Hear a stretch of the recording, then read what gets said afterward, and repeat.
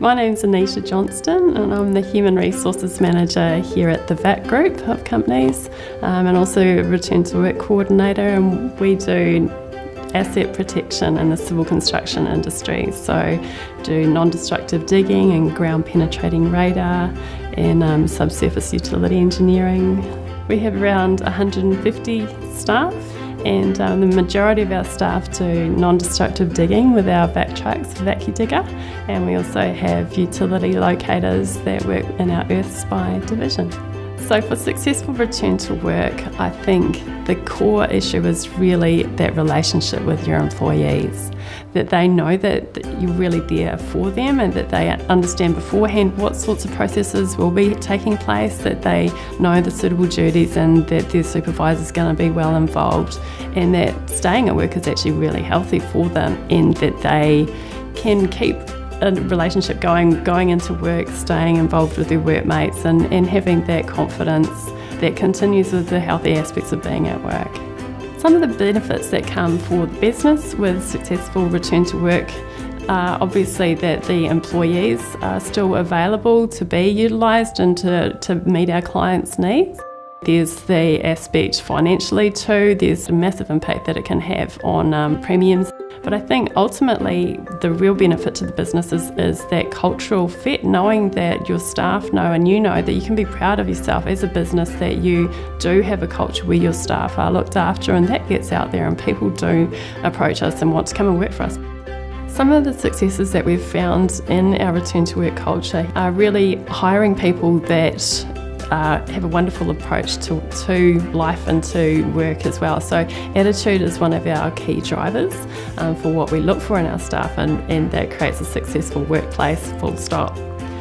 Another aspect that we find really helpful is just really explaining to people right from the first day of what they can expect. So if something goes wrong and they have an injury, for example, then we don't just stop work, but we just adjust work. So they know right from the first day how we do return to work and what their expectations can be and how the process works, and that they have a voice, and that we're all about continual improvement and encouraging them to be engaged. So I do feel really lucky in this workplace, and that we do have senior management, the owners, the directors, they genuinely do want to have a safe workplace. They do care about their staff, and there is no issue as far as support to my role in return to work. And I think that really is something that potentially other workplaces can learn from, is that there are financial benefits and that culture does flow from top down throughout a business. So our successful early intervention strategies really are being engaged with the employee right from when they may first have an injury.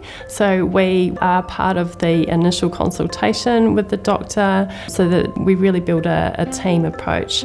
We've come a long way in our GP engagement and relationships, so have gone out and identified specific practices that have occupational focus in their work, and actually had them come out to our depots, demonstrate for them what vac trucks do and what utility locators do, and even engaged actual occupational physios so that they could break down into different duties and weights, so that then we could specifically map out for GPs what different kinds of suitable duties are available.